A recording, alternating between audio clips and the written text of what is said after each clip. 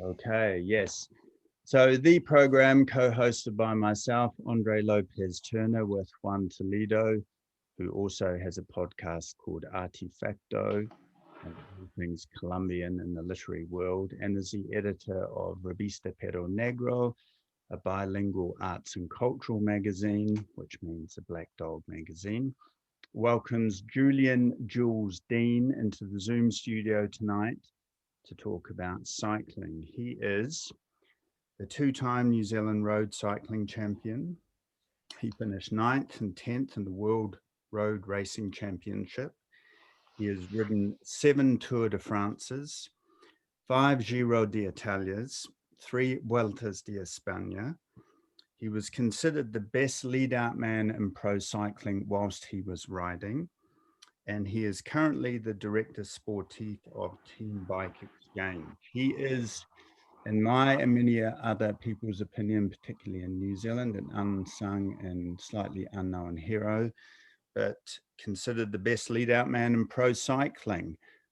So here we go. So Julian, I've just become a middle-aged man in Lycra. I've caught the cycling bug. I saw that you started in Waihi when you were a young guy riding BMX, which I also did in Dunedin, New Zealand for a little while. But when did this whole love of being on the bike that went to professional cycling sort of start? When did that really happen? I think the love of cycling, I mean, everybody has a love of cycling. You can't tell me one kid that jumps on a bike for the first time and gets pushed down the road and doesn't feel that sense of liberation or that sense of freedom, and that's just cycling's attraction.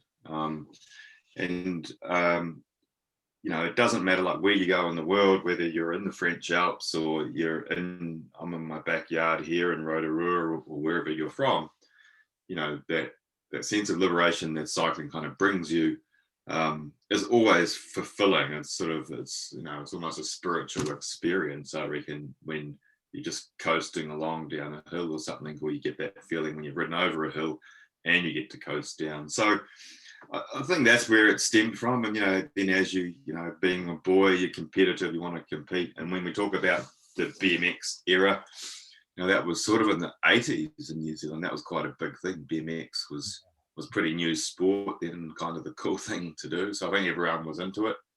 And then I sort of went away from cycling for a little bit, did the normal school sports, rugby, played a bit of basketball. I was always sort of into sport. And then the triathlon scene sort of came along. I don't know, when was that? Like 90s or something, eh? Like triathlon sort of started to first kick off, and we had a couple of good triathletes in New Zealand. You remember like Rick Wells? Yeah, he was world champion, and Aaron Baker as well. They were some of the pioneers of the sport in the early days, and that was sort of another fad sport that sort of ran through the country. And there was a school series up near Waihi College around, Mount Maunganui, Waihi College, Whangamata there, the Breaker series it was called. So that sort of fueled a little bit my cycling sort of passion a bit more. And, and then when you find you're quite good at something, you sort of continue with it a bit more. And,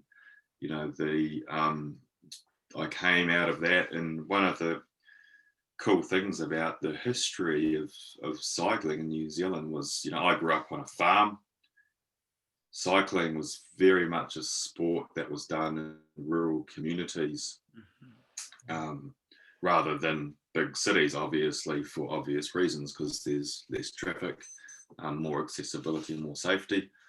And there was a few guys around where I lived in a small town of Waihi of 5,000 people that had a time trial on a Thursday night and sort of going there. And then they took me to a club over in Morrinsville, which was just a small club, but things just sort of grew really organically. And I never ever had a childhood dream of. I'm not one of those people that will tell you, I've always dreamed of going Olympic, always dreamed of going to the Tour de France. That was never the case for me. I was just most of the time on a bit of an adventure. Julian, can I interject that? Something very interesting you said is about that rural community sort of origins. in terms of cycling.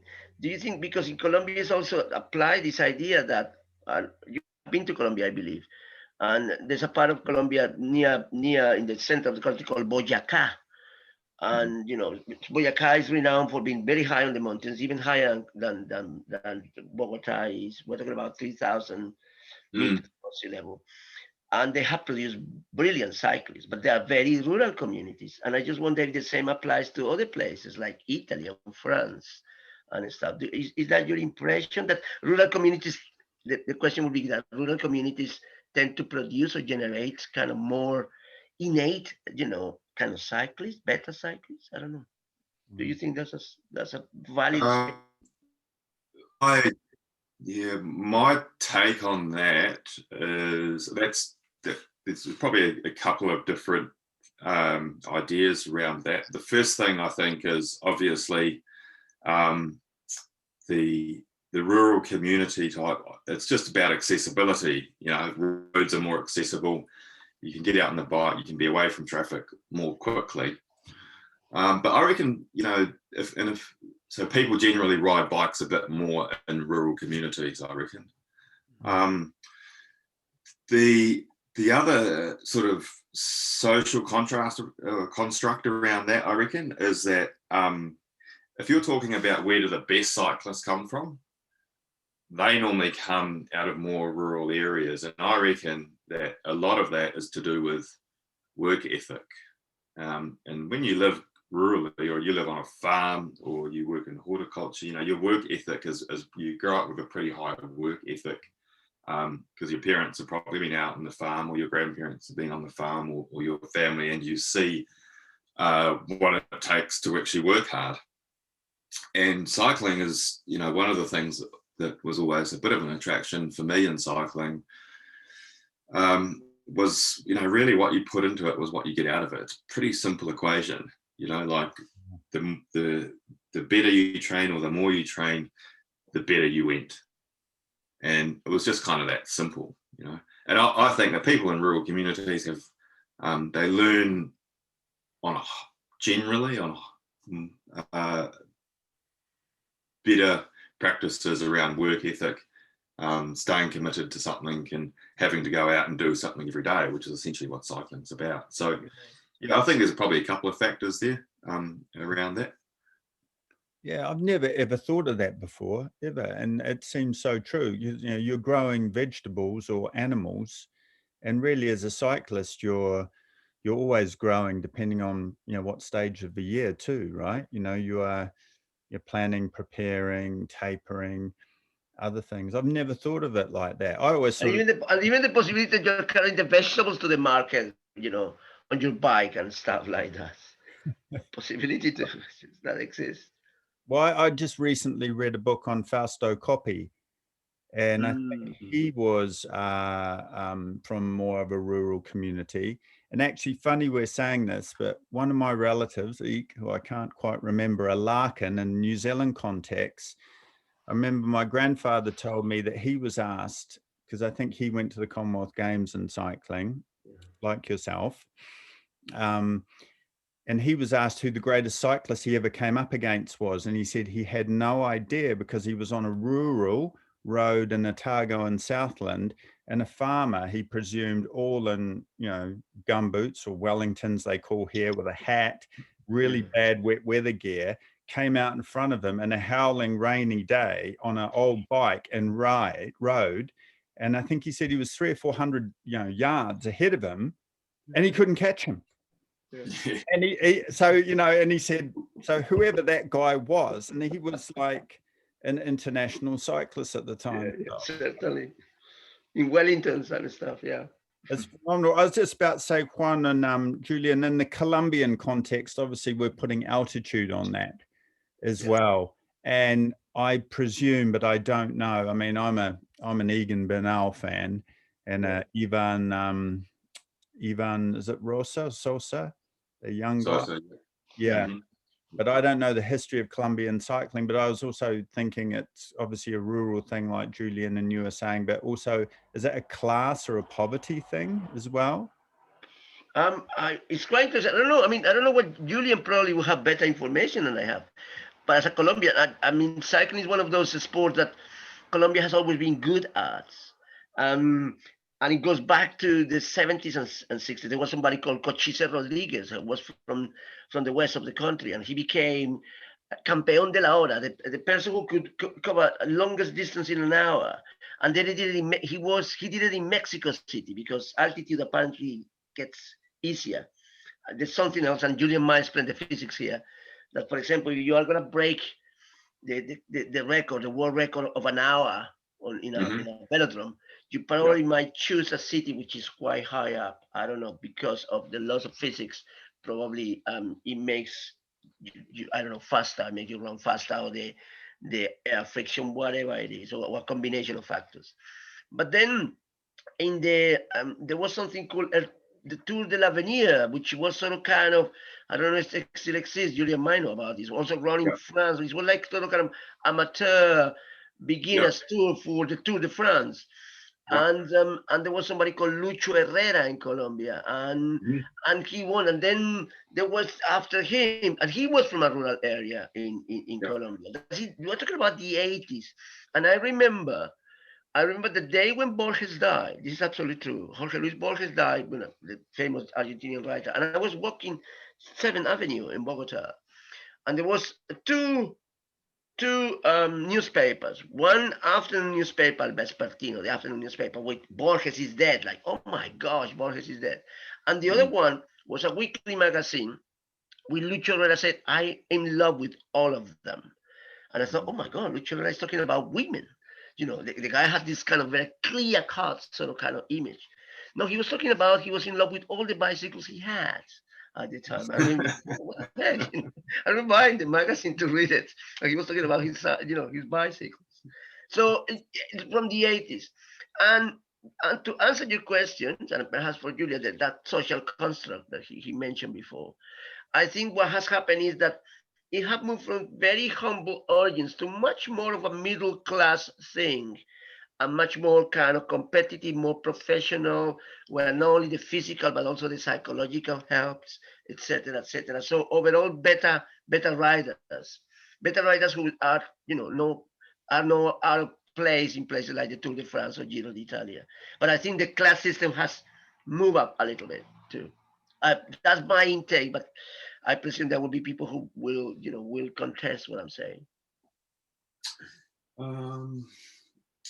Yeah, I mean, so there's a couple of things there. Just to answer your question about altitude, to give some background on that. So the 1 hour record is an hour, how far you can travel in an hour. And they do that at altitude basically because the air is thinner at altitude, so there's less air resistance. Right? But breathing is more complicated. But you have to have your body has to be adapted to altitude. Yes, yeah. So there's a consequence, and the consequence is it's less oxygen, obviously. So breathing is more difficult. But those that are adapted to altitude, that have your Nairo Quintanas, your Bernardinals, Chavez, they can actually deal with being at altitude and competing at altitude. That's where those Colombian guys really come into their own because many of them were born. I think Bernal was born in some really, really high village there, wasn't he? Like over 3,000 meters. Yeah, absolutely. Really high up, yeah. And most of them, in fact, if you look at the great Colombian riders, probably all of them, without exception, have been born over 2,000, 300 meters above sea level. We're talking about 7,000 feet or whatever, Yeah. High up, yeah. So that's a little bit of background on that. The class thing in cycling is really interesting, and that's the broader people's attraction to cycling. I reckon comes from its accessibility. Like cycling's really accessible to people. You can get close to the riders. If a race is coming through your town, anyone can go watch race. You don't have to have a ticket. It's not you have to go into a stadium. And I think in countries where cycling's been really strong, such as Colombia, You know, the other really good example of that is Belgium, right? Yeah. So very much, you know, cycling in Belgium is sort of the blue collar sport. You know, the best cyclists were often people that lived rurally, or they had come out of sort of carpet factories or sort of those manufacturing sort of blue collar jobs, and they would race on the weekends, and they would win the racing type of racing they have in Belgium is called the Kermis. It's just a short circuit race around a town sort of thing, a circuit of 5 to 10 kilometers. You know, they would work during the week, train in the evenings, do the Kermis race on Sunday. And, you know, the ones that had the potential would move out of that factory to be professional Kermis racers, because they were winning money on the weekend, and they could race on the weekend, train during the week, but they still were from that, you know, that working place, and people in the work environment identified with them. And they were able to relate to that and go to the race on the weekend and watch that guy that worked down the other end of the carpet factory or wherever it was, or the potato field or whatever. And, you know, so I think that, you know, sport is really, you know, it's, you know, but it's like any aspect of humanity, isn't it? It's about connection, isn't it? People want to feel connected to something. And, you know, I think cycling, you know, it's blue collar history, it's rural history, is very much fosters those sorts of connections. Yeah, and also certain element of stoicism too, isn't it? It's a very stoical sort of kind of enterprise, as a sort of kind of sport. It's not a sport of strength and resistance and distance. That's the idea, isn't it? Give it all, you know. Doesn't matter if you're in pain or whatever, you carry on pedaling. You know, that also that vision of the epic element of cycling, and something like the Tour and the Giro and all those great competitions. There's always something epic about it. Yeah, I mean,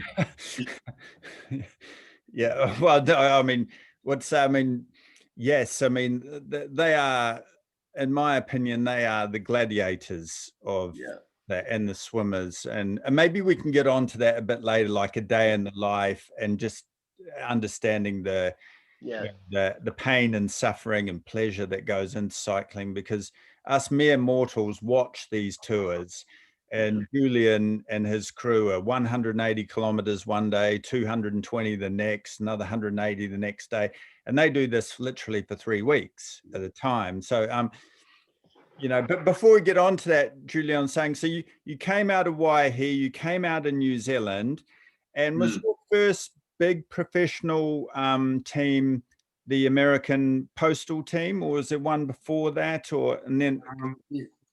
So that the background of that was, so I, you know, track cycling is very strong in New Zealand. We have a big history of track cycling in New Zealand. We used to have a lot of tracks throughout the country, just outdoor concrete or asphalt tracks. So I sort of progressed my way into the New Zealand team for track cycling. I went to the Commonwealth Games in Canada in '94, and then the Olympic Games in '96. And when we were over there a few weeks before the Olympics, preparing for the Olympics, we were doing some races around America for the Olympics in '96 in Atlanta. And I was going well there and had a couple of wins. And then I got the opportunity to go back and race after the Olympics the following year. So in 1997, was sort of like a semi-professional team. I think I got paid like, you know, $5,000 or something like that. But for me, again, it was just like, I was just finishing my degree at university at the time. And that year the Olympics were on. So it was sort of worked out, well, I can go over there, win a bit of prize money, have some pocket money. And just I cruised around for that year and just stayed with people and raced, and had a really good time doing that and was racing well. So that was 97, 98, same sort of thing. So it was 2 years doing that. And in 99, I signed for US Postal Service, which was Lance's first team when he came back from cancer. And that sort of led to me, they sort of said, they still raced in America. I was still racing in America at that time professionally. They were more interested in taking me to Europe to do some racing in Europe. And that was explained to the tour at the time, wasn't it? I mean, so basically you were running the tour by 2000 already? Which year? No. Yeah, so I was in Lance's team for 3 years, 99, 2000, 2001, but I never rode the Tour de France with Lance. Oh, I see. Okay, fine. You never did. Okay, fine. Yes. Sorry. Okay. Your first Tour de France was 2004. I've got you down. Is that right? Correct. Yeah. How was working with Lance at that time? He used to be I had a lot of admiration for Lance. I learned a lot from him. He's a very polarizing character. There's no doubt about that. But I think if you talk to anyone that's worked alongside athletes of that level, they will always tell you the same thing. And I remember, I don't know if you guys or any of the listeners watched any of that Michael Jordan documentary. I loved it. Yeah. What was it called? The Last Dance. Yeah. And the parallels that I could see between Michael Jordan and Lance were just, they were just phenomenal. The way they went around their business, and and the way that Jordan, just put pressure on his teammates to raise their own game. And that's exactly what Lance used to do. Like he would train more, he would demand a lot of the people around him, and that just brought everyone up to a new level. And that's how he often got the best out of people. So, you learned a lot being around people like that. But I think most of all, what I learned is, there's, the work ethic that guy had was just, enormous. And we've since learned a whole lot more about Lance with the advent of recent events, but he was still the hardest working guy that I've ever come across. The way that he trained, his attention to detail, all that stuff, it was just phenomenal. Yeah. Are you surprised at all by the outcome of his career as a cyclist? It was a logical conclusion that if you are so ambitious, if you are so driven, sooner or later you will do almost anything to win. I mean, is that element there? I just wonder, because there has to be a personality element there, because there's an ethical dimension, isn't there? Is the ethics into a sport too? My view on things, and this is a general view in life that I carry, is that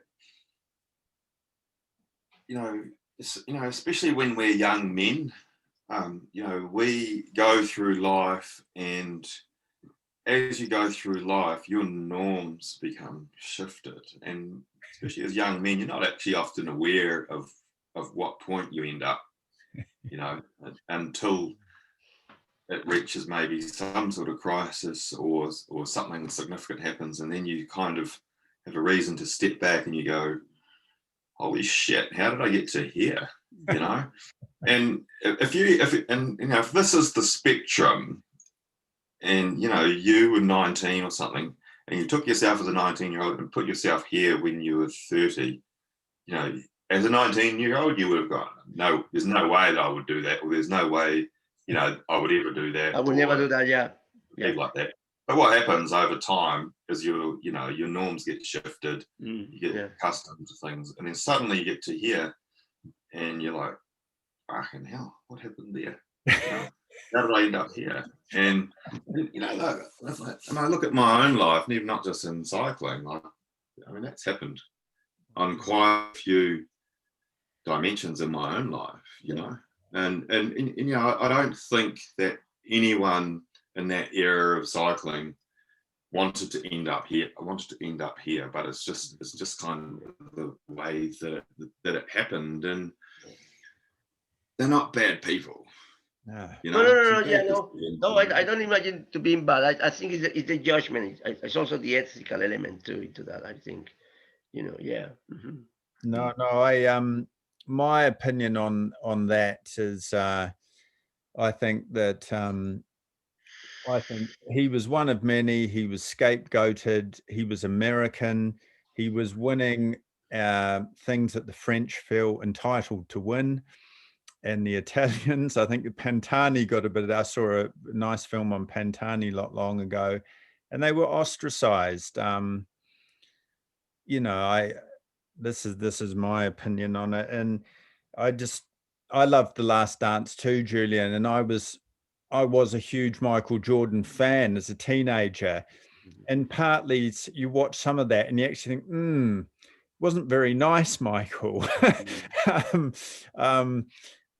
But they are different. I'm a bit of a Tom Brady fan these days, who's another extremely elite athlete. Seems he's got a nicer demeanor, but I don't know, correct me if I'm wrong, they've just got an extra special edge, which you were just describing. I mean, I was going to ask you before we get on to your other teams and all these wonderful tours, but what's a day in the life of a professional road cyclist? I mean, what did that entail for you, and what does it entail for other people now? I mean, it's crazy. I think the question, that's a good question, Andre, but I think it has to be qualified a bit further.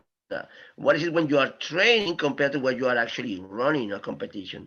I presume, for example, preparation for something like the Tour de France. How long does it take you to prepare for the Tour de France, Julian? When do you start? Because it's a matter of timing, isn't it? When do you get to the optimum condition to start the race, etc.? Or even not to start the race, to be at your top level, even at some part during the race that you can capitalize even more. Yeah, that's a pretty complex question, and there's lots of variations on that. And I think broadly speaking, if you want to prepare for the Tour de France, you basically build your whole season around preparing for the Tour de France in a sort of broader view of things. But one of the difficulties is, we as sporting entities, cycling itself, for those that don't know much about cycling, it's a bit of a weird sport because it's probably, I may say, the only sport at its level in the world where the teams don't get any money from TV rights. So the cycling teams, the only money they get is from their sponsors. So, for example, there in the UK, Ineos, world's #1 team, that guy is Jim Ratcliffe, I think his name is. He just puts all that money in to promote his Ineos brand. Okay. Our team's Team Bike Exchange. We have a guy, Jerry Ryan, out of Australia. He puts money in. Team Bike Exchange is an online platform for selling cycle industry stuff that Jerry owns. He uses the team to promote that.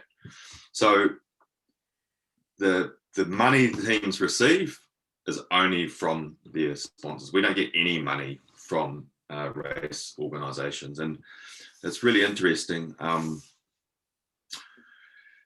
because the system works like that, and we have races right across the year, starting in Australia with Tour Down Under in January and finishing with races in China in October. You have to generate exposure for your sponsors or for your team owner throughout the year. So we have, most races are 8 riders per race. We have a squad of anywhere from 25 to 30, and we sort of cycle everyone in and out of the season, depending on where we want them to peak for that season. And we'll have probably 10 or 12 riders targeting the Tour de France, but they will also be competing early on and later on in the season. Be expected to get some sort of level there. So that's a little bit sort of how that works. And then like day to day, when you cycling, you know, if you read or you hear the stories about football players and their training regimes and the level of commitment that they have to put into their sport. I mean, cycling's it takes so much commitment, cycling. You know, the races them are up to 6 hours long, some of them over 6 hours. So you need to be doing those sort of hours on the bike from time to time. You know, you have to be on Tour de France is 3 weeks long, so you've got to be able to basically train your body to be able to manage those loads. And you can't train your body without doing those loads and lead up phases in your training. So the time commitment for any athlete wanting to ride Tour de France is just enormous. And then when you're off the bike at home, you know, you can't go around shopping, you can't spend all your hours on your feet. You've got to be able to, it's all about recovery and getting ready for training for the next day. So, you know, the commitment is massive, and the time you have to dedicate to being a professional athlete is enormous. And, you know, nowadays, it's even greater. You know, the requirements on the athletes are huge. The guys spend a lot of time together in training camps away from home, doing altitude training camps. And a lot of times our guys actually go to Colombia now, spend time in Colombia at those high altitudes, so they can make that adaptation. Yeah. Gosh. There's something monastic about it, isn't it, Julian? There's something like, you know, working long hours, no sex, no alcohol, very little contact with the world, you know, kind of social lives almost quasi non-existent, that kind of stuff, isn't it? Yeah. Yeah, it's slightly bizarre and it's slightly intriguing, isn't it? You know, like that someone want to put themselves surrounded by blokes all the time too. Yeah. I was going to ask as well, Julian, the eating side of it. We're intrigued. I'm in a small group of guys. There's 4 to 6 of us, and we've been sort of battling at this for about eight months. So we're in it. We'd love you to be on our WhatsApp group as our honorary guru, but that's another story. But we don't know about the eating side of it. Like, I watched something, correct me if I'm wrong, I think it was Geraint Thomas, and he was eating 10,000 calories a day on the Tour de France. Am I right here? Because I've never seen that really written about, but I saw it in an abstract piece of media somewhere. Are we? Yeah, I mean, it definitely could. That would certainly be the higher end. It would definitely be getting up to that on some days. And, you know, the load these guys take is really phenomenal. Obviously, there's a phenomenal amount of output during these events. And the nutrition side of cycling is something that has been invested heavily in recent years. You know, when I first started racing in Europe, we traveled, we stayed at like just really average hotels, you know, 2-star hotels. We just ate at the restaurants at the hotels, and the food was really poor quality. Now, you know, we used to always just eat really bland food because we knew that, you know, if you just had pasta and boiled chicken breast, very little chance you're going to get sick from eating that. And that was a pretty good insurance policy, even though the nutritional value of that was pretty minimal, you know. But teams, and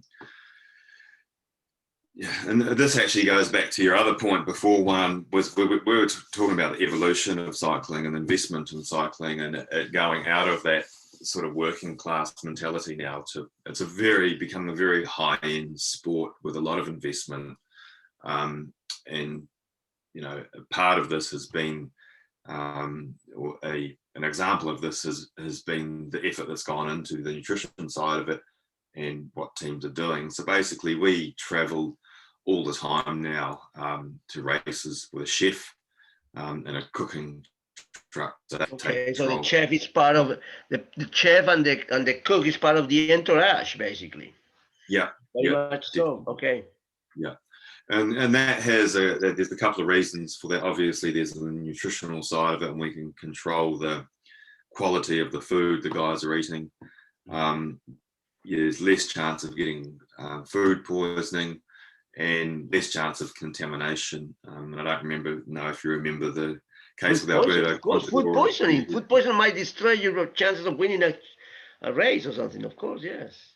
Yeah, and it's Alberto Contador got poisoned in cycling. Were you saying? Sorry.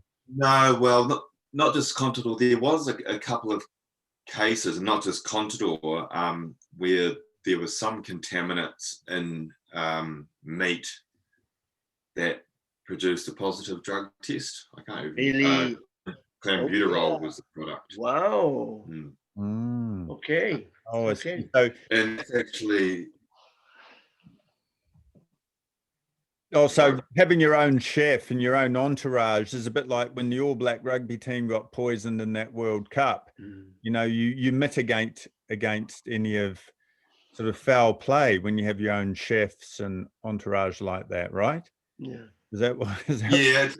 Look, for us, it's not so much mitigating against foul play, but because we're traveling all the time and we're moving, because basically every day. And this goes back to, our daily routine at the Tour de France is the riders will get up in the morning.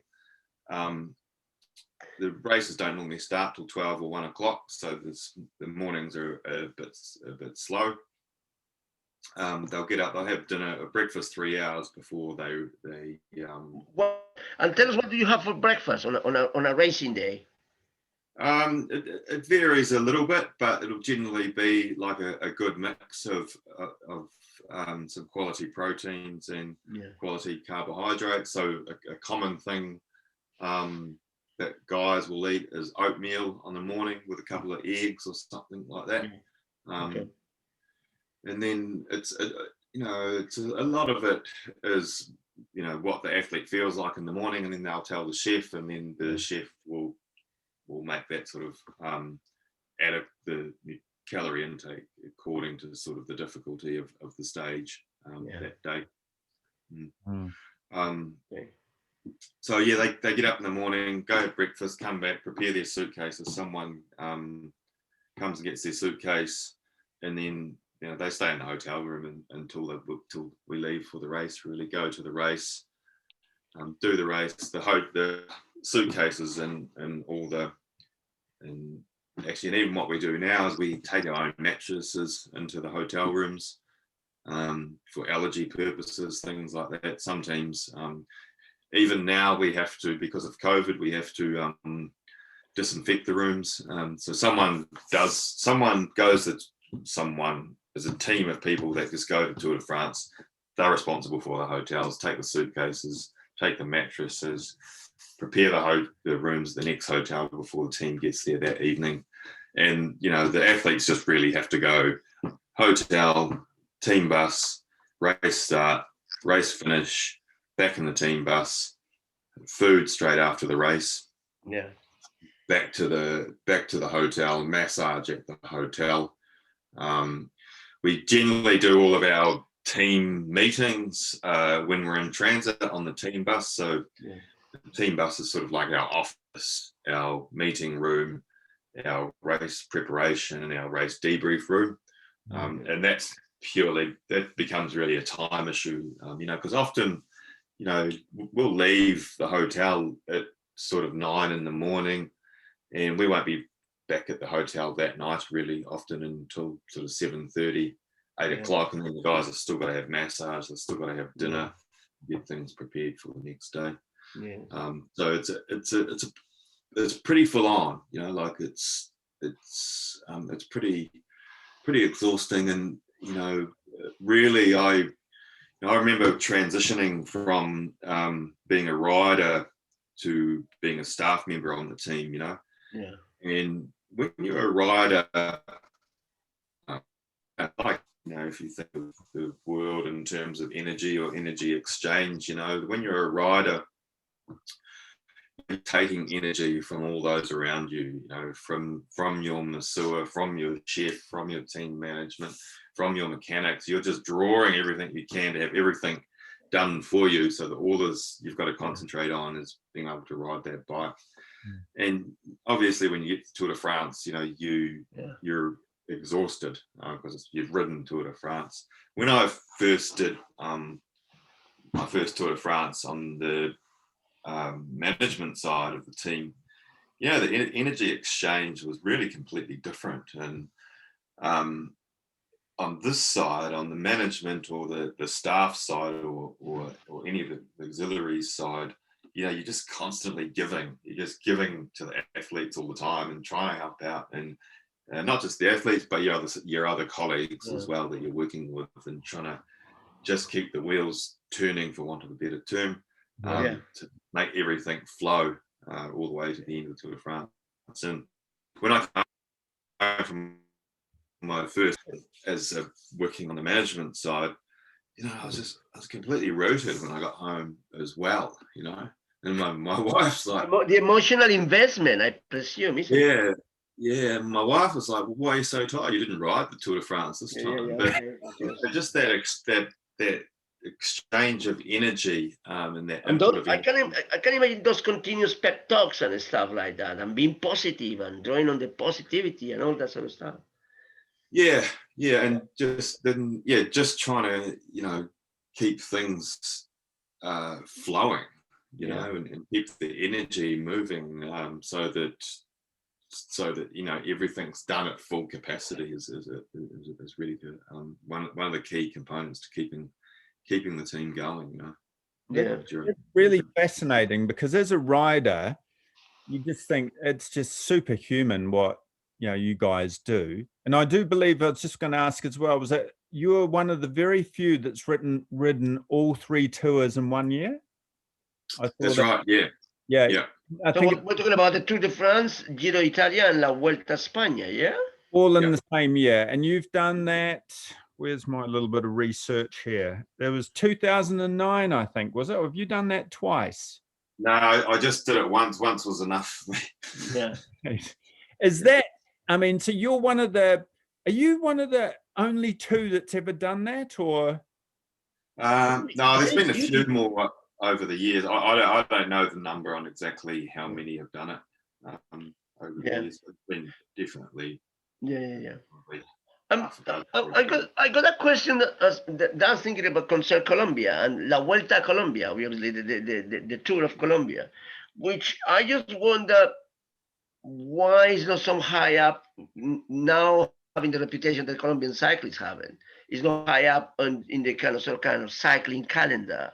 Well, I presume people, you know, foreign international cyclists go there, but no, it doesn't have that sort of kind of how can I say? But for obvious reason, I presume the whole thing about Colombia and stuff. But fundamentally, you would imagine that could be one of those races that prepares you. The thing is also about the timing of the race, isn't it?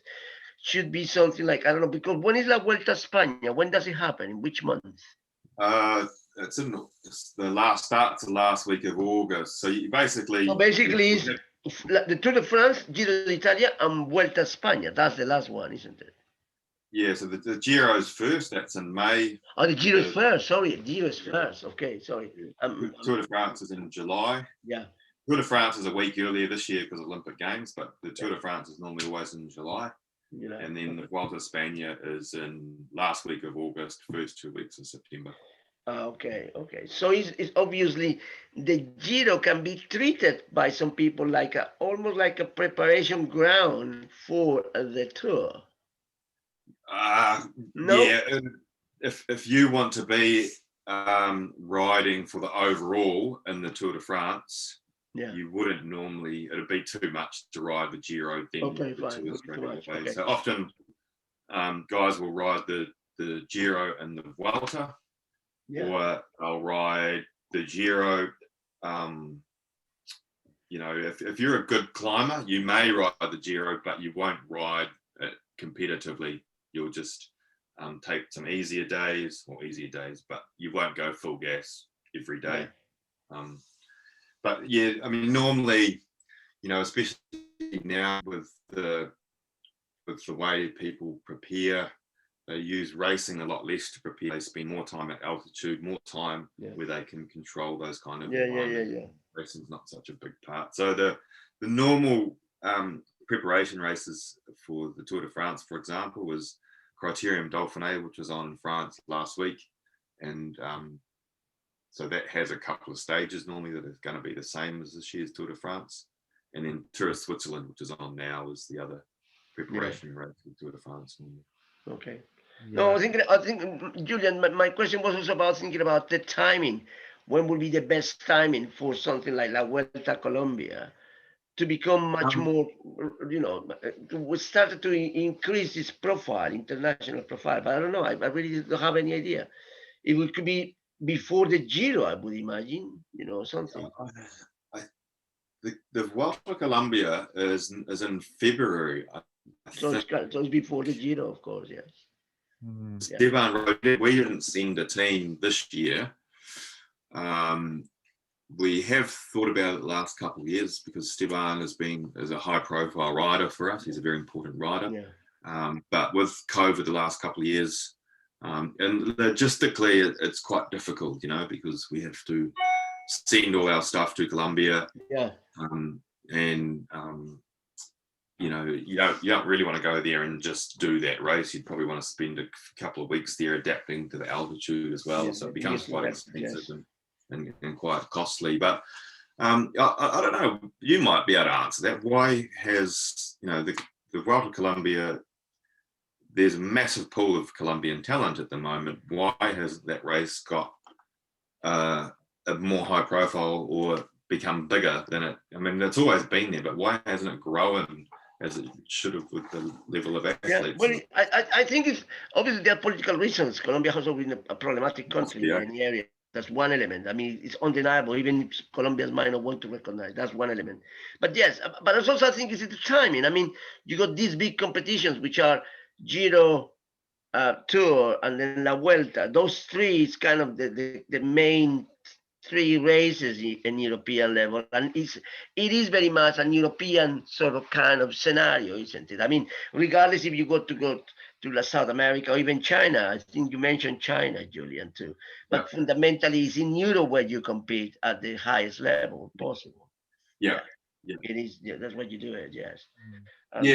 And I mean, one of the growth, however you want to frame growth, in cycling or in the world,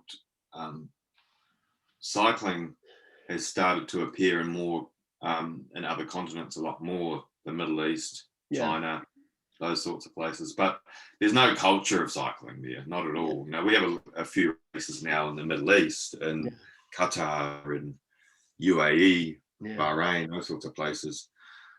But there's no culture there, but the cycling goes there because they have the money.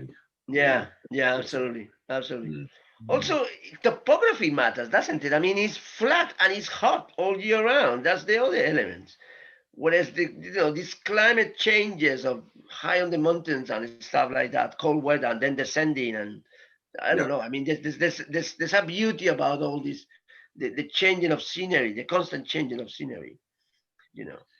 Yeah, and I think that's always one of the appeals of watching the Giro, watching the Tour de France, isn't it? People just. I presume there's a moment when you just kind of. There must be moments when you actually try to enjoy the landscape, trying to enjoy the ride, rather than just kind of going for it to win it. You know what I mean?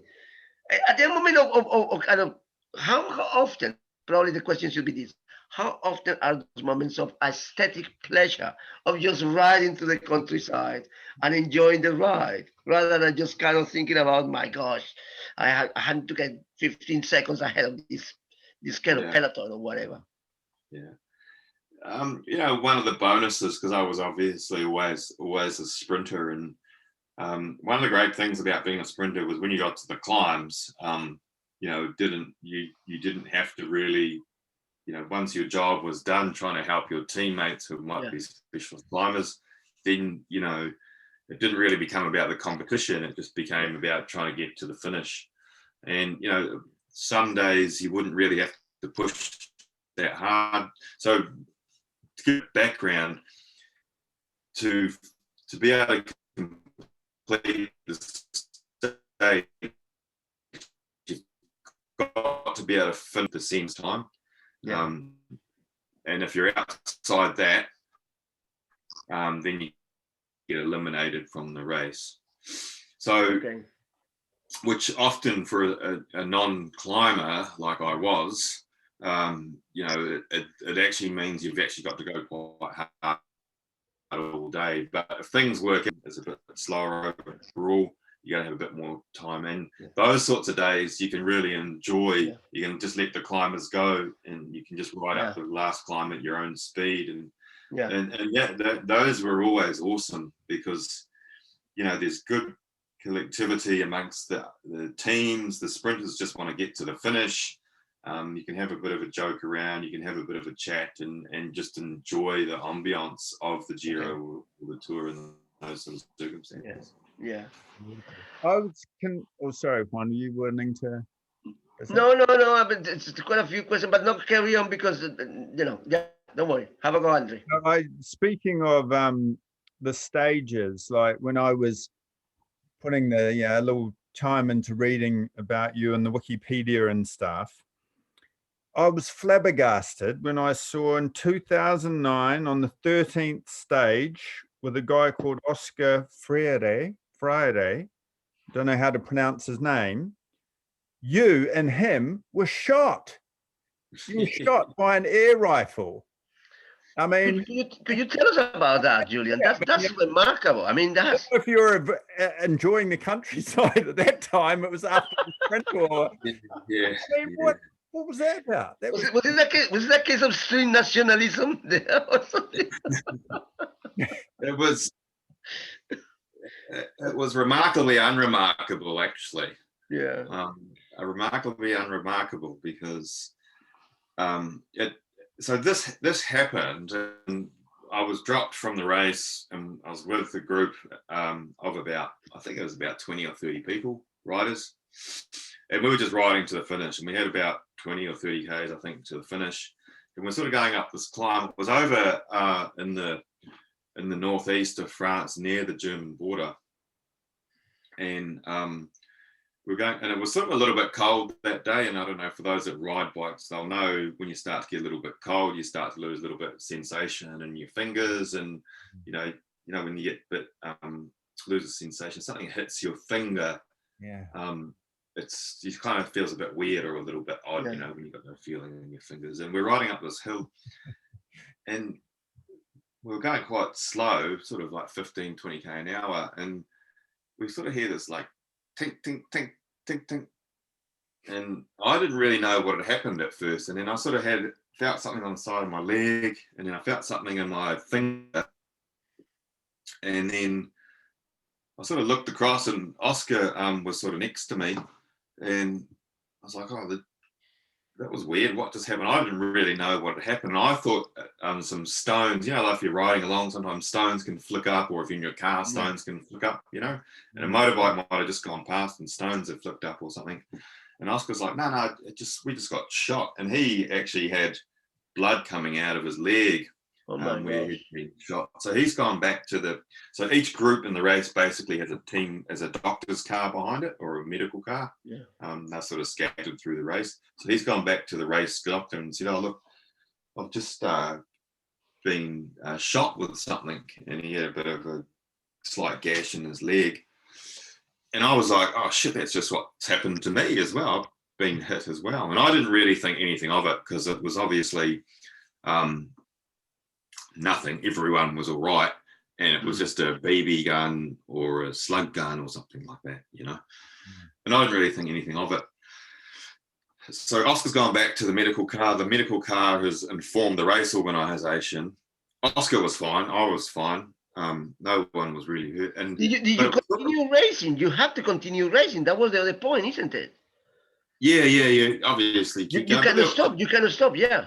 Yeah, but there was nothing, I was just like, oh, that's pretty funny, But it was sort of like around, like in the late 2000s, when there was sort of those spate of sort of terrorist attacks, and that sort of dialogue was quite mainstream in the media, you know. And I think in that year there may have even been something quite severe in France that year. Madrid was 2005. Madrid bombings 2005. Yeah. I can't remember. 2007. Yeah. Yeah. But anyway. No, Madrid bombing was the one in Atocha. That was 2003? 2005. 2005 was London. 2005 was London. Yeah, well, it might have been Atocha then, maybe, that year. Yeah. Anyway, we arrived at the finish about half an hour behind the winner. And there was just this media storm at the finish because they'd heard that 2 people had been shot in the race. Yeah. And there was just this huge media storm, and I'd never seen anything like it. You know, Tour de France has always obviously got lots of media, but people just went like nuts, wanting to make a story of this, obviously. Lots of questions about, you know, how do you feel about continuing? Do you feel vulnerable? And all this sort of stuff. And as it turned out, probably I had to sit up until like 1:30 that morning, being interviewed by police about the whole incident. And I was just sort of over it in the end. You know, it was just sort of a mountain out of a molehill. But what actually happened was there was just these 2 kids that were on this farm that we were riding past, and they were like up in this bush, and they thought it would be funny to like take these BB guns and shoot the riders when they went past, and they created like this whole worldwide, and it was massive. Like I really, you know, there was a lot of media attention. It took a lot of energy to deal with all that. So they found these kids, and it was just 2 kids, and I just thought that was hilarious because I grew up on a farm, and you know, there's so often that we'd shoot at a car going past or just do stupid kid things like that, and that's all this was just some stupid kids being kids, really, you know. So that was that sort of came, and there was still about 7 or 8 stages to go of the race, and I sort of on my finger, I was sort of quite sore the rest of the race. And then I finished the race, and then when I got to Paris and we were riding on the Champs-Élysées up and down Paris, for those that know, the Champs-Élysées is cobbles, you know, so it's quite rough. And we got to Paris about a week after I'd been shot, and on the cobbles, and I was just like, man, that finger is just real sore, you know. And I thought it would be better after a week because it didn't seem like it was that bad injury. Didn't really think anything of it. Finished the tour, gone home, and I'm back at the house in Spain, and hanging out with the kids back there, and it was middle of the Spanish summer, so it's kind of hot and down at the beach and in the park. About 3 or 4 days, finger just starts to like really, really swollen and red and infected. I'm like, shit, that's weird. I must have got an infection. So I've gone to the doctor, and he's like, explained the story. He's like, oh, we better like X-ray that. So I've gone and had an X-ray, and I've X-rayed my thumb, and I've got this BB pellet stuck in the end of my thumb. Really? So it's been stuck in there since. Been carrying it around for the last week of the Tour de France, because I remember I felt like that when I was on the Champs-Élysées, and the hands were going like that, and it felt like there was something like banging on the inside there. Really? I'd actually had, because it was embedded in your finger, and you've got all those small tendons and stuff in your finger. I'd actually go and have surgery to have it removed so that they didn't you know, you couldn't just pop it out because of all the tendons and stuff in there. So it was funny. I've gone into the surgery table, laid out under the lights of the surgery table like this. I've got my finger stuck out of this. There's a massive operation just to have a little cut in my finger. It was hilarious. So yeah, that was that story. It's like a little bit of a Jesus figure almost there. Yeah. Like crucified by a BB gun. Yeah. Oh man. And then the other one I loved this one, but it didn't sound very pleasant to me at all, but you know, it really didn't. So Mark Renshaw accused you of crossing his line, you being the world's best lead-out rider at the time. So, brutal. I mean, Juan, I don't know if you've ever seen those big bunch sprints, but I'm talking about sprinters at the end, terrifying. yes. So it's pretty terrifying. So he and you had this battle. He accused you of crossing over, and you had a fight. He was headbutting you after the race. This is what I'm. Really? Jesus. What happened?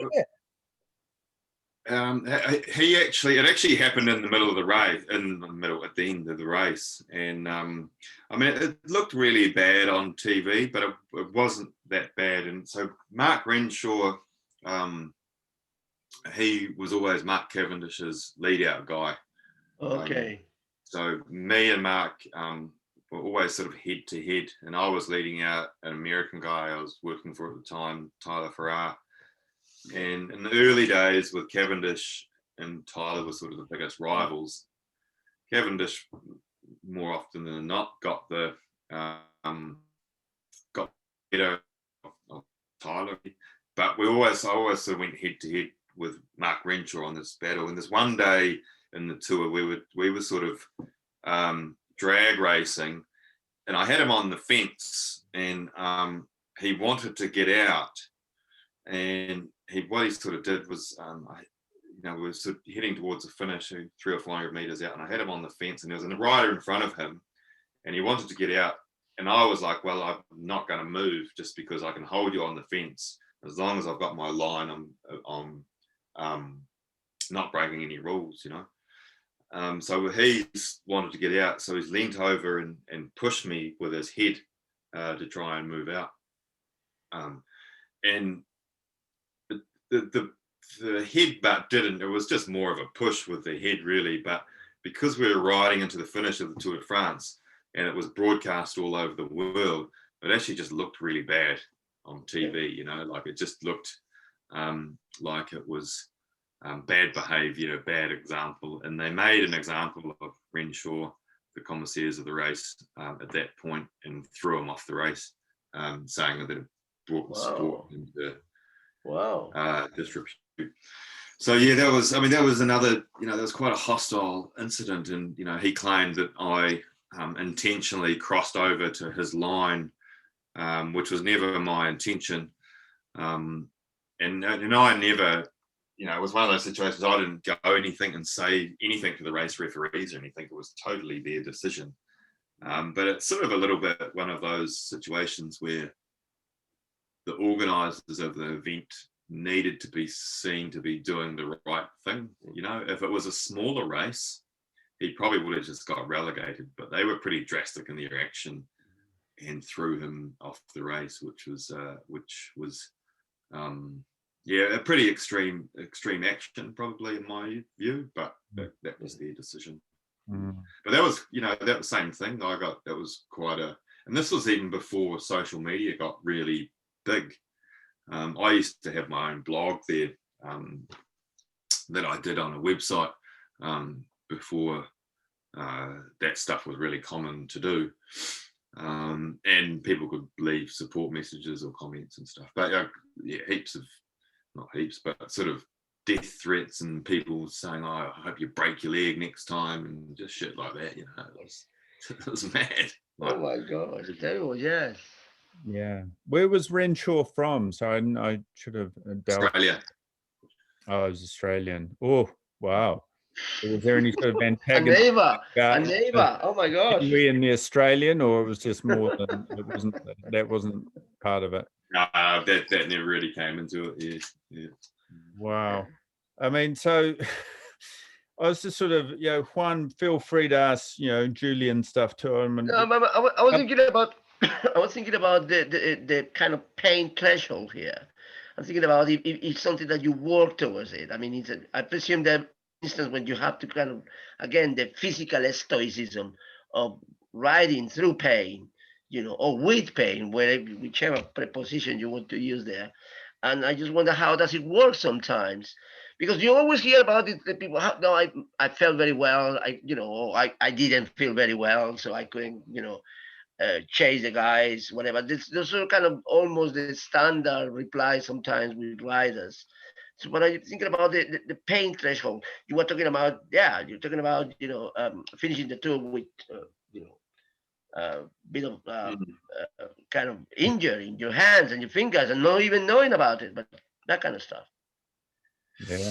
I presume there's a lot of money up, you have to man it up. They call it suffering in cycling. They call it suffering, but and we admire them. Us mere mortals admire them. It's absolutely. And the other question, which is a two-part question, with the pain too, is about accidents, because some accidents are pretty nasty, and it's like, wow. I mean, have you ever been in anything really, really scary? I always, you always see when the riders are descending. Jesus, that's serious stuff. You have to have some kind of guts there to do it, because you're riding at, I don't know, 70 miles per hour. I don't know what speed you can get, like going down on a bicycle. If you get the wrong turn, my gosh. So you need cojones, as the Spaniards would say, to do that kind of stuff. Julian. Yeah. Buenos grandes. Yes. El tiene grandes, sí. Cojones grandes, sí, claro. Yeah. Have you ever been in an accident, Julian? In a kind of yes. Serious one. I've had multiple accidents, serious accidents. The worst one was probably in the Giro in 2005. I smashed my elbow, had that operated on. It's still to this day, it's got plates and screws in there that they can't take out. That was quite bad because I had an injury pressed on the nerve in there, and that was just such a long time to come back from. But yeah, lots of minor injuries, sort of broken collarbones, fractured bits and pieces, sort of shoulders get a hammering, because you always, when you go down, you often go down on your shoulders and wrists and those sorts of things. So most bike riders, they say that 1 in every 10 starters of the Tour de France is going to have to leave with a broken something, like some sort of bone injury. So that's quite a high attrition rate, hey? So it's just part of what you do. Obviously it's an unpleasant part. And as you get, when you're young, you can deal with it pretty well. It's okay. But, certainly when I retired, I was 38 when I retired. And the last year I had, I broke my leg the last year in the Vuelta de Espana. And it's just it takes an enormous amount of energy to get over those injuries. And you have a lot of time off the bike. You get over the injury, then you've got to start coming back, slowly, progressively. It takes a long time to get back, especially when you have an injury like a broken leg. I was 6 weeks non-weight bearing, and then when you're a bike rider and you have such extreme condition, and the muscle atrophy is just enormous. When you're non-weight bearing for 6 weeks. So those sorts of things take a lot to get over. It's definitely part of being a professional bike rider, especially because you have no protective gear. You wear a helmet, but even in the early days, we didn't even wear helmets. Now it's law; you have to wear a helmet.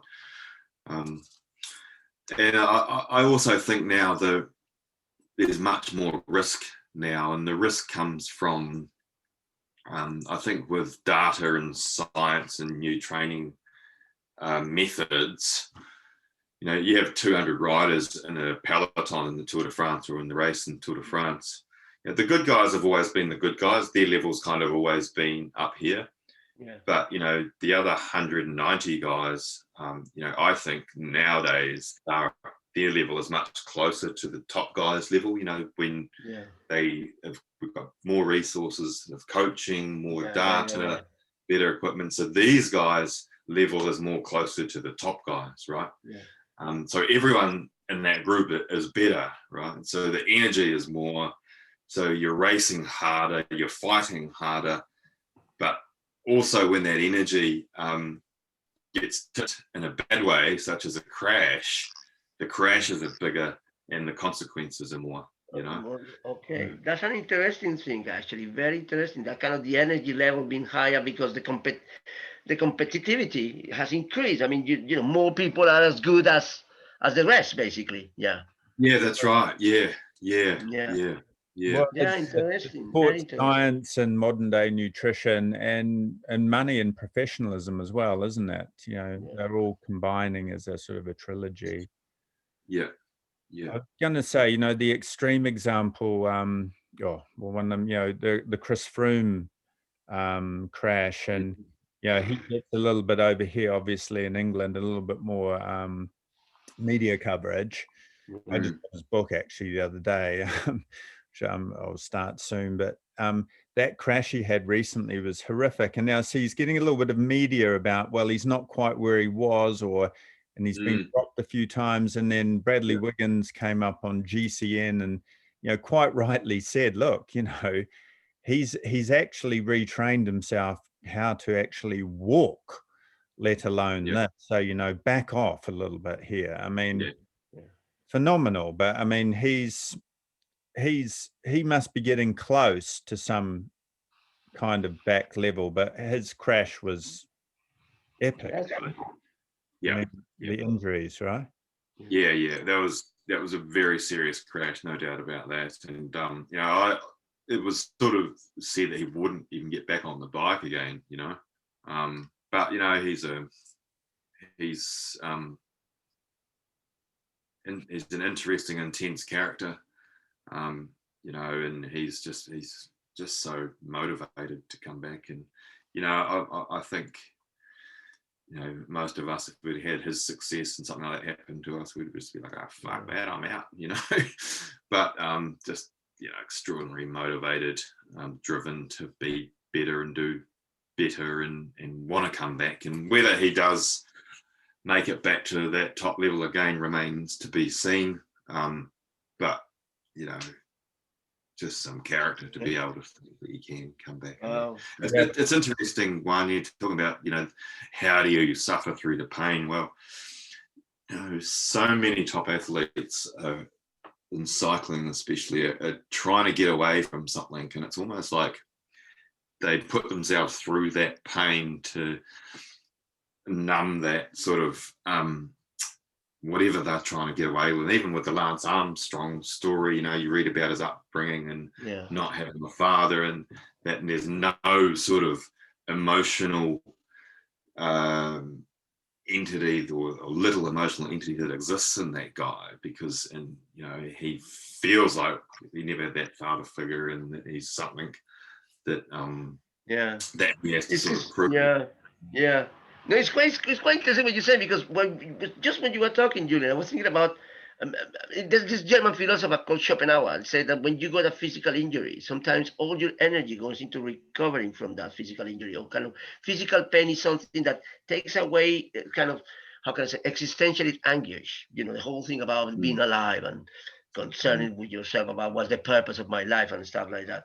And I was thinking, in a kind of more mundane way, what about a bad day in the office when you are cycling? What about a day when you are sad, slightly depressed because something happened? I don't know, whatever. I mean, how does it, you know, those kind of elements, how they play up in a race? I presume they do, but it's very interesting, that kind of thing about just riding to plane, having an accident, and then just basically putting so much energy to get out of it. It's the energy, isn't it? It's the amount of energy that you actually are consuming and producing, you know. It's just energy exchange is constantly, isn't it? Yeah, you know, and you know, humans are pretty extraordinary, like, you know, you say, if you go to the office and, you know, you feel like you're on a bad day, or you're a bit depressed, or you're sad or whatever, and I mean, cycling is no different. You sometimes when you hit kilometer zero on a stage of the Tour de France, many a time you would go, how am I gonna get through today? I can hardly pedal my bike. You know, you're in stage 17 or 18, and you're like, you know, you ride to the start, the gun goes, and then you're like, I can't ride, I can't do it, you know. But the that's what you're thinking. The race starts, the adrenaline starts, and then you're like, well, I've just got to try and follow for as long as I can. And then things start moving, things start happening, the race starts moving, and then suddenly an hour into it, you're like, oh, I'm actually all right. I'm fine, you know. But it's just that mindset or that those thought processes leading into it, you know. And then you can overcome that stuff, you know. And what about at the other end, Julian? What about when you finish the Tour de France? What about the anticlimax of it? Like, okay, you finish on that Sunday. What I'm doing on Monday? You know, well, you go Monday, you go back home on a Tuesday. I mean, I don't know. I mean, it must be an anticlimax sort of thing. Like what I'm doing with, you know, you don't know what to do with yourself. Or yeah, I'm an introvert by nature, so I was always pretty pleased to get out of the Tour de France environment. It's extremely intense, and it's extremely, the noise is constant, you know. And you know, from, you know, if you're a football person, you might go to a football player, you might go to a match, and there's people at the hotel at the match, and then you do the match in the next hotel. Imagine 3 weeks, and then when we're on the road, when we're racing on the road, there's all those people on the road, and that's noise. And then you've got 6 helicopters circling above, that's noise. Of course. And then you've got motorbikes coming up and down the side of the peloton, that's noise, you know. And it's just constant. And it's just constant. You know what? I never thought about it. That's so interesting. The constant noise. There's no moment of quietness when you are riding. It's just noise all the time. The people, the helicopters, the cars, the motorcycles. Yes, and yeah, I'm so glad that you've touched on this, because I was scribbling stuff down thinking, you know, you just talk about forever. You know, cycling is like life, as you've just touched on. But I'm so glad you did, because I had a notebook in the last few weeks. I thought, I'm watching all the cycling on GCN. If I get some random thought like writing, I've got to note it down. And that was the one I didn't note down, which really wanted to ask you was that noise. You're going up these hills and on these roads, and you've got people, like, it's like confetti at times. Like, you guys can hardly even see in front of you. And then I just found that really bizarre. And then guys are dressed up in the most crazy outfits. And I was thinking, if that was me, I don't think I'd be able to hold it together. I think I'd start swearing at people or smacking them, because you're on death's doorstep. You know, Piss off. Got the climbers, isn't this right, Julian? The climbers up there, and they're maxed out like no human being ever. And they've got you and me, and literally 30 centimeters from their face, screaming at them. I mean, yeah, that must be really quite. Or do some people like that, or what goes on there? It's just, well, I can imagine people getting off the bike and having punching up some spectators and stuff. It's mad. Yeah. I mean, it's, you know, the two elements. Some guys, it does get frustrating. I mean, I was never at the front of those climbs in the races because I was never a climber. I've probably had a bit more experience around that now, being sport director. You know, when you've been following Chavez or those guys, and you're right behind them, and the crowds are there, and you experience that stuff firsthand.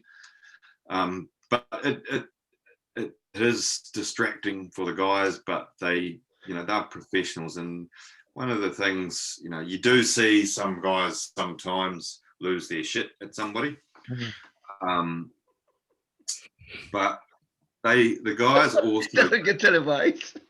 Yeah, the guys get it though. You know, it's, you know, one of the things that makes cycling attractive to people was, when I was alluding to earlier, is they can connect with it really, really closely. You know, you can reach out and touch the rider as they're riding past. You know, you can get close to the rider. You can feel the breath of the rider when they're riding past, or a drop of sweat can fall on you. You know, that's pretty rare in any sport, eh? Yeah. Yeah. The proximity between the spectator and rider. Yeah. Or the proximity between the spectator and the athlete, actually. Yeah. Oh, no, I know. And I sort of had a moment of reflection as well. I thought, well, the way Andre or anyone's handled this is actually these people are your fans. You've got the corporate sponsorship, and even though they're annoying and that, they actually most of the time want the best for you.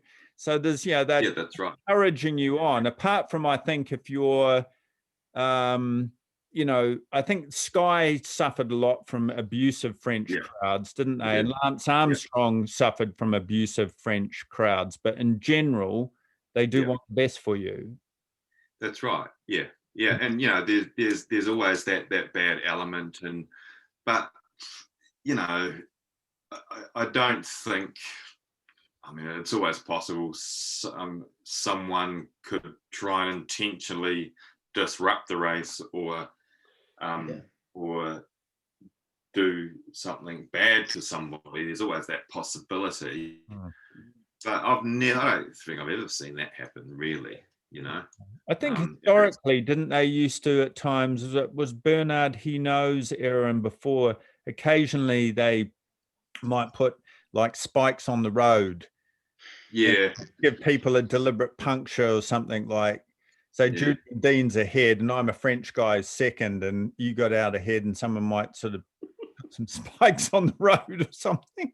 No. But isn't that kind of cool in its own way? Yeah. People are into it. Yeah, I mean, they are definitely into it. I think, I was about to say, I'd like to get on to a few New Zealand greats before, we sort of round it up and stuff. But, they are into it. And like you say, Ron Q, as a New Zealander and New Zealanders that watch this, I just don't think the masses realize, your personal achievements and what you're doing and have done. And it really dawned on me probably about 12 years ago. I was walking in the Basque Country in Bilbao, and there were all these cafes, and they were absolutely hemorrhaging with people. And I thought at the time, Christ, there must be some big football game on. Yeah. So I went in, and it was the Tour. Yeah. And the Tour was on, and obviously my dad's interested in cycling, and I took a bit of an interest. And then I saw Pedro Delgado there, and I love that name, Pedro the Skinny. And I remember my dad, when I was a small kid, not interested on training wheels, fantasizing about being Pedro Delgado in the room and all that. And then so there was that element of just the mass interest that was going on in the bar. It was like being in England for a massive football game. And then the paper, I think, had about 15 or 16 pages in the sports section, all on cycling. So, you coming from New Zealand, and it's a kind of a minority sport, etc. Yeah. You're out there on this big stage. I mean, you're used to it now, but did you used to, at the start, did you sort of think, wow, here I am? And, I could only throw Greg Henderson, Glenn Thompson, Jack Swart, Stephen Swart, George Bennett, Sarah Ulmer. My ignorance is very high on the lexicon or legion of great New Zealand cyclists. Were there other people that, that we don't know about, or that, you... I mean, there was always a few. Nathan Dalberg, he was another one. He was a bit of pioneer in terms of guys that made it to that professional level. There was sort of, one or two every sort of 4 to 5 years. Eric McKenzie, he was another one. There's some, and some of these guys went really well. Eric McKenzie was a really good rider, but back in my day and these guys' day, the world was different. We didn't have the social media or the accessibility to engage with these events at all, like Tour de France, Giro. I didn't even actually know what the Giro was until I came to Europe, or the Vuelta either. I knew what a Tour de France was. But Tour de France to me, and you'd probably resonate with this, Andre, is that, in August on one Sunday afternoon, you used to have that program Sunday Grandstand, and they would have an hour special on the Tour de France in August, 1 month after. And that's all you were ever able to see the Tour de France, and it was just extraordinary. It was Greg LeMond's era and those sorts of guys, and Miguel and Rain and that. And the Spaniards, yes, indeed, yes. Just, man, it was so far away. And it was so untouchable when you came from New Zealand. It was just so exciting, you know. So, I don't know what the question was, but when I sort of got there, I guess, and was racing, I just, you know, I never really thought about myself as being about that guy from Waihi. I was just, and from a non-cycling country, I never identified too much with being a New Zealander. I was never going around and going, oh, I'm from New Zealand, go to the All Blacks. That was never me, you know. Never had that great identity with New Zealand. I mean, I love New Zealand, don't get me wrong, but I'm probably not very patriotic, I don't think, in that regard, and especially in terms of our sporting culture. I'm not a big fan of the way of New Zealand's sporting culture at all, actually.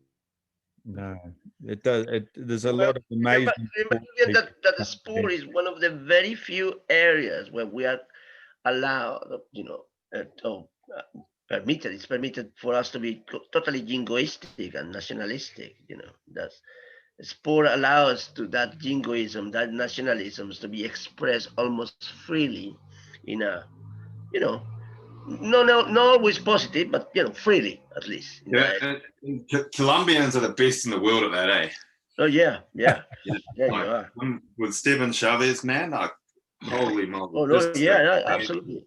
But it's very interesting that Colombians winning the races, but for example, lately with the protests in Colombia, even even the latest winning by a Colombian at the Giro d'Italia, in certain ways, has been eclipsed by the social problems. You know, like Colombians are getting used to winning inside. They know they are good at cycling, and you know, because in fact, it's the most successful sport for Colombians, more than football. In football, we are okay, but just okay. We have never been in a semi-final in the World Cup. We have been to the quarterfinals, never into semi-finals. So that element. So cycling has been the most, how can I say, the most efficient or high-profile worldwide sport for Colombians as a whole. And in certain ways, rightly so, because it's an individual sport, individual and collective at the same time, but it's our individuals, you know, and topography helps. This element that we talked about at the beginning of the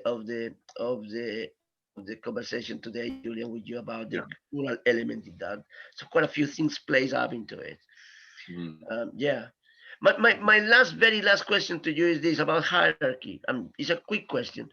Is there a hierarchy among kind of indoor cyclists, the velodrome cyclists, compared to people like you who just kind of face the real thing, the mountains and stuff? Is there a hierarchy between those kind of cyclists? Well, I mean, you know, the pinnacle of cycling is road cycling. Road cycling, That's, you know, like a lot of guys, obviously the sprint guys on the track don't have the genetics to convert to road cycling, but most guys that are on the track really have a desire to go to the road and get a professional career on the road. And most of the best track riders, actually, you know, Filippo Ganna, who's now with Ineos, is the world time trial champion. And he's also world champion on the track, and he's probably the favorite for the Olympics, those sorts of things. So the road cycling is still, and it's just because of the money, you get more money in road cycling than track cycling. Well, I think there's something very heroic though about these long tours and the hills, etc. Just to round it up, what are we looking at? How do you think do you have any people that you think are going to win the Tour de France as a prediction, or the Vuelta de Espana? Well, I mean, Primoz Roglic from Visma, Jumbo Visma is obviously, you know, we saw that battle between him and Pogačar last year, and they're still the two outright favourites. You know, those guys. It's just amazing that those two guys are from Slovenia, a country of 4 million people, and they've got the two bike riders in the world. It's quite an extraordinary story. And this kid Pogačar, you know, that the ride at Tour de France last year, that last time trial, you know, the Tour de France had been pretty mundane up until that point. The Tour de France for me is not always the most exciting race. It doesn't excite me that much. You know, there's always lots of drama, but I always reckon the Vuelta especially is always a good race, visually and in terms of competition. The Giro as well. They're generally both harder than the Tour de France. Okay. Interesting. Yeah. The Tour de France is full of drama, right? It's a big event. It's a bigger stage, perhaps, but not necessarily a better race. Yeah. So it's you know, there's a lot to play for. The time trials this year in the Tour de France are going to be really critical. I think there's over 60 kilometers of individual time trialing this year, so that's going to be. Wow, that's long, isn't it? That's a lot. Yeah. So it's over 3 times. Because 60 kilometers will be one stage, wouldn't it? It would be over 2 hours, wouldn't it? Yeah, but it's when I say 60 kilometers, it's over, like, there's 3 time trials of, like, one's 20, one's 30. Okay. I say one go. I was thinking, oh my gosh, that's 120. Okay. Okay. And I forgot to put in your introduction that, you know, I couldn't work it out when I was going through your Wikipedia. I thought for a minute you and your team had won 2 team times trials in the Giro and the Tour de France. Yeah, so team time trial is the event where you work as a team, go against the clock. So we did win one of those one year in the Tour, and also in the Giro we won a team time trial as well in 2008. Wow. All right. Well, does anyone have any sort of concluding questions or statements? No, I mean, hats off to you, Julian. I mean, in certain ways, your path as an athlete and as a person, very nice, very, very loable, really nice. And very lovely talking to you. You gave me some indications, some intimate. That was basically what I wanted to get out of this conversation. You actually produced it. This kind of little insightful kind of how can I say knowledge of what cycling actually entitles. The noise, for example, and the proximity between a spectator and athlete, and the whole mundanity of it is quite interesting. You never think in those terms. Because you're always watching, you're always the spectator, you know. Yeah. Oh, incredible. Well, you know. Good. Sorry? No, I was going to ask you, are you going back to Colombia? Are you planning to visit Colombia at some point, Julian? I'd love to, actually. Yeah. One day I'll be back. I'll go there for sure. I've had, you know, Victor Hugo Peña. You know him? No, Hugo Peña. I don't know him. No. He was when I was in the team with Lance Armstrong. I used to train with him a lot. Yeah. He was the first Colombian actually to ever wear the yellow jersey. And must have been around 2003 or somewhere around there. Okay. And he's the guy I had a lot to do with over the years. Always enjoyed the Colombian riders. They're always been good characters and good people. Really, Good. No, excellent. Yeah, no, my knowledge, I should have a better knowledge of cycling, but sadly I don't. I got some friends who, as I said to you, are experts, but I'm not. You know, and I'm sure that when they listen to this interview, they will be sort of kind of criticizing me from my, you know, my sort of ignorance, basically. Well, I know, and you know, I mean, maybe we do something else another time, because I'm sure some of the cyclists I know will be going, oh, you didn't ask this, you didn't ask that. What the hell's going on there? You know, because, you know, the admiration once you sort of become this middle-aged man in Lycra that I've become, and my Steels on Wheels and this, and yeah, it's something low impact, keep you relevant, but you know, Juan, the esteem of the professional riders and what they get up to leaves a lot of grown men in London sort of have moved on from those sort of macho pursuits like rugby and football and that, and beer drinking onto the bike. Well, that's the other thing. There's no hooliganism in cycling, is there? There's no hooliganism in cycling. Oh God! So you know, anyway. So on behalf of Juan and myself, you know, Artifacto, the podcast, you'll be able to see this on YouTube. I'm not sure if Juan will record it as an audio. Yeah, we will be. There will be a podcast of this, definitely. ztradio.podomatic.com. You know, Julian, Dean, Julz, lovely to you know, have you. Thank you for sharing your wisdom, and we hope we've, you know, celebrated, you know, you and your great career as well. So real pleasure. Yeah, no, it's good. Been good to talk to you guys, and you know, it's always good to talk to people that just have an interest, not just in cycling, but just in life. So enjoy it very much. Yeah, oh, absolutely. Thank you.